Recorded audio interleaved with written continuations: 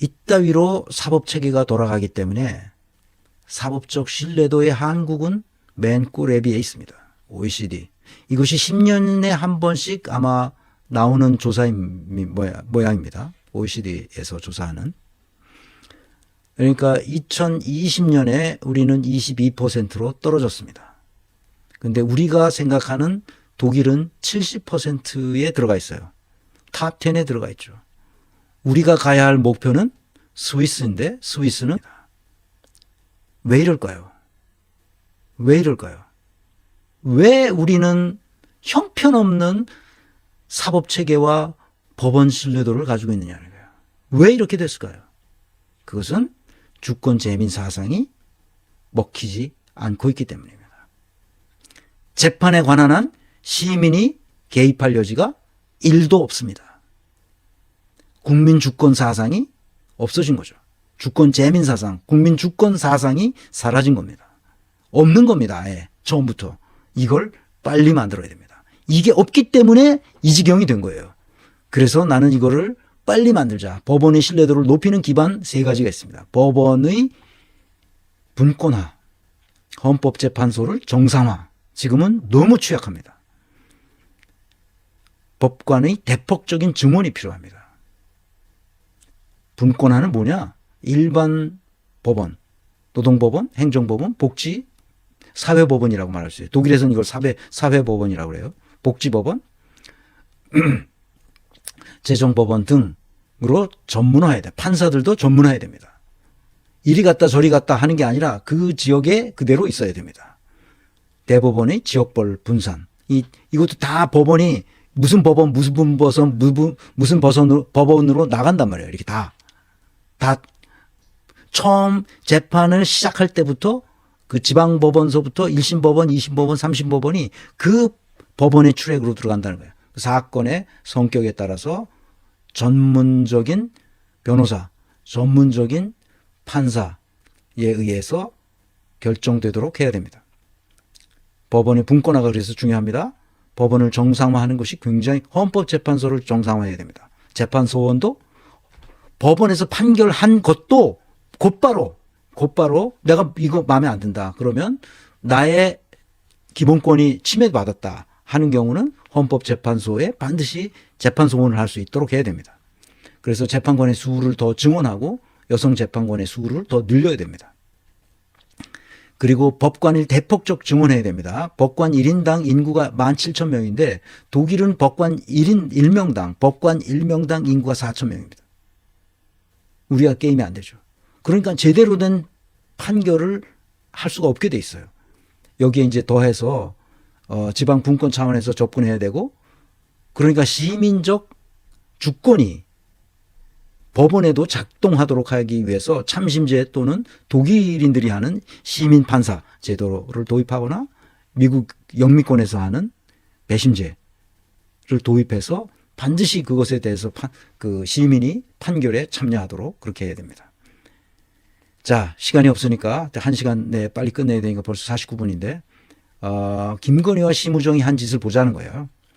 그 양평 공흥지구 개발 사업 의혹은 누구야? 그러니까 김건희의 오빠 김진우, 그 다음에 그 동생, 자기 동생 김진한이라고 김건희 동생이 있습니다.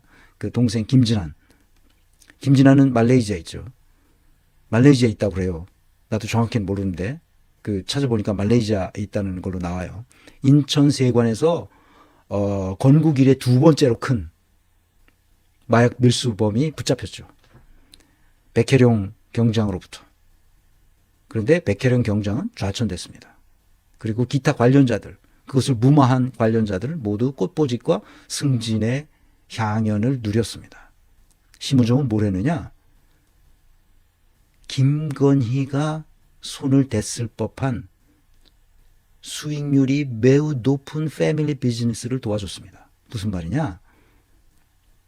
콜롬비아 마약 왕이 했던 그 높은 수익률, 세계 7대 부자에 기록되었던 바로 그놈이 했던 그 비즈니스, 메데인 카르텔이 했었던 그 비즈니스를 김건희는 꿈꾸었다고 나는 생각합니다.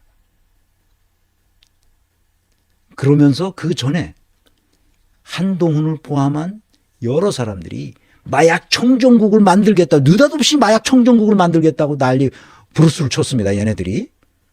그런데 뒷구녕으로 뭐요? 마약 밀수를 했던 겁니다. 마약 밀수를. 그때 심우정이 인천지검장이었어요. 인천지검 검사들이 마약을 수사해서 잡아들이니까 어떻게 됐어요? 어떻게 됐겠습니까? 용산에서 연락이 간 겁니다. 덮어라. 어떻게 됐습니까? 심우정은 덮어줬습니다. 일설에 의하면 너 이거 덮어주면 검찰총장 시켜준다. 이런 얘기를 했다는 소문도 들립니다. 그래서 싸그리 덮었어요. 그 싸그리 덮자 그때 덮어줬던 부장검사들이 영전합니다. 아시겠죠? 마약 냄새가 나죠.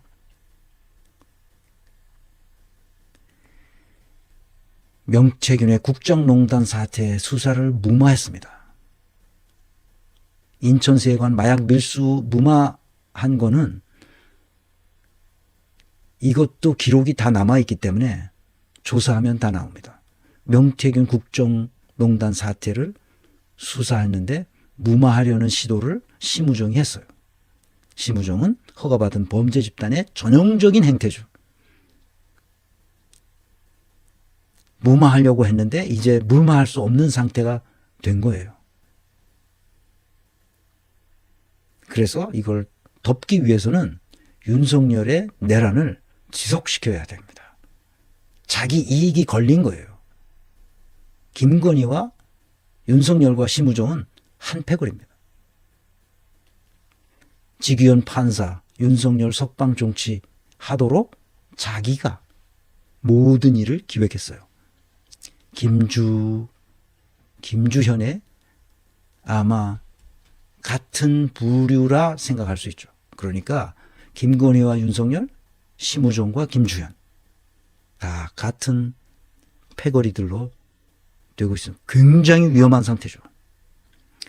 얘네들을 일망타진하지 않는 한 미국처럼 미국엔 리코법이라고 있어요. 리코법은 조직범죄에 대해서는 그 조직의 인근에만 있는 사람들 다 잡아들이는 법입니다. 그게. 그래서 미국의 마약 그 사범들을 그 법에 의해서 일망타진합니다. 지금도 그게 있어요. 리코법이라고. 리코 찾아보세요. 영어로 그게 줄임말인데 라케티어 뭐라고 그러는데 뭐 하여튼 그 리코법이라고 제가 알고 있는데 우리도 그걸 만들어야 됩니다. 이렇게 집단이 떼거지로 패거지로 만들어서 범죄를 할 때는 그 인근에 있는 사람들까지 다 잡아들이고 하나씩 묻습니다. 그래서 혐의를 벗는 사람은 방면하면 되니까. 왜냐하면 그렇지 않으면 잡아들일 수가 없거든요. 우리도 리커법 같은 걸 만들어서 조직범죄를 일망타진할 수 있도록 해야 됩니다. 미국엔 그 법이 있고 독일에는 그게 있는지 모르겠어요. 독일에는 워낙 이 헌법보호청 이런 데가 강력한 정보력을 가지고 있기 때문에 그런 이상한 그 조직범죄가 나타나기가 쉽지 않은데 우리도 헌법보호청 같은 걸 만들든지 그래서 국수본이 아마 그 역할을 하고 국수본과 공수처가 그 역할을 해야 될 것입니다. 공수처는 이제 공직자에 관한 것이고 국수본은 이거 민간 이 조직범죄가 있잖아요. 그걸 많도록 그렇게 조직을 정비해서 같이 협업을 할 수 있도록 하면 좋을 것 같습니다. 그다음에 사법체계의 신뢰도를 높이는 기반은 검찰을 허가받은 범죄 집단이 심우정과 검사들을 위해서 이놈들을 위해서 하는 겁니다. 검찰을 해체해야 됩니다. 해체해가지고 세탁기에 깨끗이 돌려서 잘 말려가지고 다시 하나씩 하는데 이 지금 범죄 집단이기 때문에 얘네들은 해체하면 국가가 편안해집니다. 범죄 집단이 지금 국가를 말아먹고 있는 거예요. 이 자식들이. 그래서 법원 과거사위원회 설치해야 된다는 것 아까 얘기했고 검찰 과거사위원회를 설치해서 반드시 지난 과거를 발본색원할 수 있도록 해야 됩니다. 신뢰도를 높이려면 먼저 빨리 해야 될 것은 법 왜곡죄를 신설하고 사건 조작죄를 신설하고 국가범죄, 이거 국가범죄잖아요. 공소시효, 소멸시효를 배제해서 영구히 가도록 해야 됩니다. 그래서 한 번 잘못한 것이 결코 덮여질 수 없도록 해야 됩니다. 그래서 내가 민주당에 바라는 말을 하고 마치겠습니다. 윤석열 정권이 지금까지 저지른 폐악질을 하나도 빠짐없이 골라내야 됩니다. 특히 마약 수사가 제대로 지금 안 되고 있어요. 마약은 엄청난 수익률이 생기는 이 김건희의 패밀리 비즈니스가 아니었는가, 나는 그렇게 의심하고 있으니까 빨리 조사하시기 바랍니다. 국민이 고통당하고 있습니다. 그 원인이 무엇인지를 끝까지 밝혀서 백서를 써야 됩니다. 내가 이 시원은 잘 알아요. 이 고통의 시원은 조국과 문재인으로부터 시작된다는 것. 그래서 이 백서를 만약에 민주당이 나중에 정권을 잡아서 이 백서를 쓴다면 내 인사와 관련된, 인사평가와 관련된 백서는 내가 쓸 수 있어요. 열 길 물속은 알아도 한 길 사람 속은 모르는 거예요. 그래서 이것을 반면교사로 삼을 수 있도록 우리 후손들에게 기록을 남겨야 됩니다. 인간은 믿을 수가 없어요. 언제 어떻게 배신하고 언제 어떻게 마음을 바꿀지 알 수 없습니다. 그래서 그렇게 배신했다거나 그렇게 거짓말을 했다거나 그렇게 비리와 불법이 생겼다는 바로 그 순간에, 미리 예측할 수 없어요, 사람은. 그 순간에 처리해야 됩니다. 윤석열은 수없이 문재인 정부에서 뭘 했어요? 비리와 불법과 거짓말을 밥 먹듯이 했는데 계속 봐줬어요. 그래서 추미애가 그거를 징계하려고 했더니 추미애를 날려버린 거예요. 이거 빌어먹을 놈 아니에요? 나라를 이 꼴로 만드는 게 누구예요, 그러니까? 반복되는 거짓말, 반복되는 불법, 이런 걸 방치하거나 관용을 베풀었단 말이에요. 이게 민주당의 유구한 전통이에요, 이게. 봐주는 거예요, 봐줘. 왜 봐주나? 얘네들이 왜 일어나? 내가 지금까지 수없이 들은 이야기가 있어요. 그게 뭐야? 왜 그러나? 탄핵하면 역풍 맞는다. 정무적 판단이 필요하다. 그게 뭐야? 지지율이지. 지지율. 이거 생각하느라고 아무것도 안 하고 문재인은 그냥 내려온 거예요. 역풍 맞을까 봐. 정무적 판단, 지지율, 요것만 챙겼어, 이 빌어먹을 놈들이.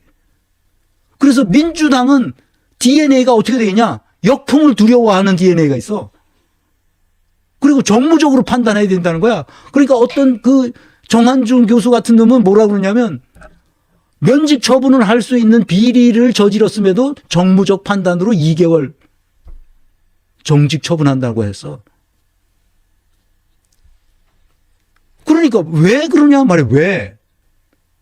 거짓말 했으면 일진 아웃시키라니까? 그리고 국회에서 국회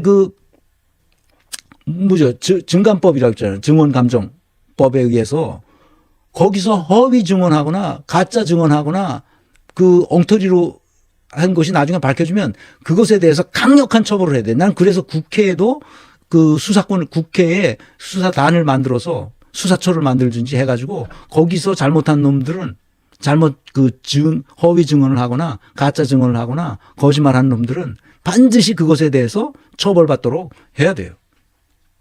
국회가 스스로 나서서 수사할 수 있도록 수사처를 따로 두든지 해서 이거를 발본색원해서 나라를 깨끗하게 만들지 않으면 이 상태가 계속 간다고. 문재인 정부에서부터 계속 역풍소리만 해요. 역풍소리. 지지율 얘기하고. 그 관용의 정신이 오늘날 이런 악순환 고리를 만들어낸 거예요.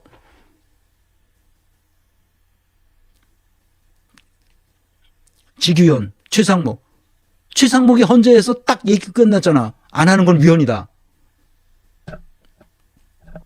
응? 누구지? 무슨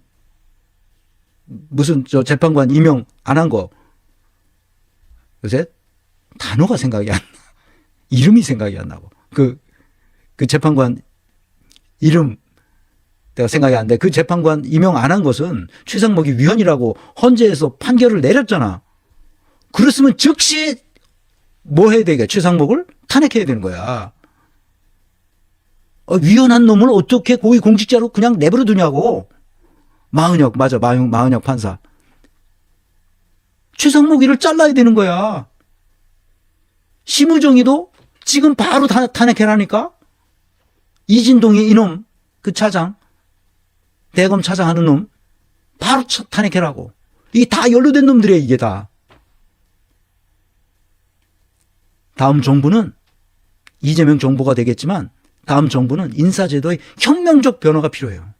이렇게 해서는 안 되는 겁니다. 언제까지 이렇게 그래서 젊은 청년들이 뭐라 그러냐 민주당을 지지하지 않느냐. 민주당은 등신들만 모여있다. 뭘 공무원들을 장악하지 못하는 거야. 공무원들을 민주당이.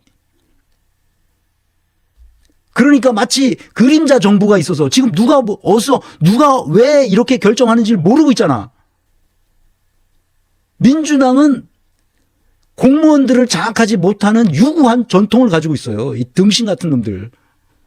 180석 가지고 아무것도 안 한 이유가 뭐야? 역풍 맞을까 봐. 정무적 판단으로 지지율 때문에. 그러니까 아무것도 안 해. 그러니까 공무원들이 뭐해? 일선 공무원들이 민주당을 알기를 개떡으로 한다고. 다음 시간에는 지난번에 예고했던 허가받은 범죄 집단 검찰청을 해체해야 하는 이유에 대해서 같이 생각해 보겠습니다.